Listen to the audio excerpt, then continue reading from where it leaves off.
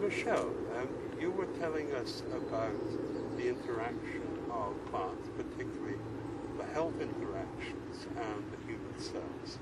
Can you speak more to that? Oh, yes.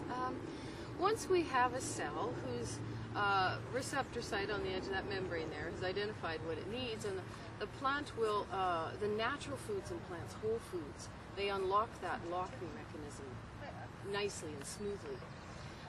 The problem we end up with, if our diet strays from these natural substances that the body knows so well, that wonderful unlocking mechanism actually doesn't match the lock on the cell to open it properly.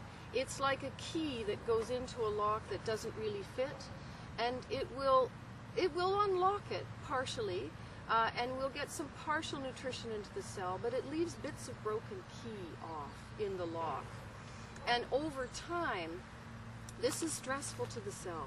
It gets all these bits of broken pieces in its locking mechanism that it's trying to open and close as needed. And eventually the body and the immune system might say, hold on a minute, I've had enough of that.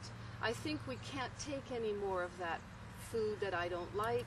And we'll set up an immune response that we know as food allergies, and the allergy histamine response that we get in the body. So one of the things you can do is take your herbs regularly. Herbs clean out those locks. Herbs, natural herbs and botanical medicines go in and repair the locking mechanisms for the cell.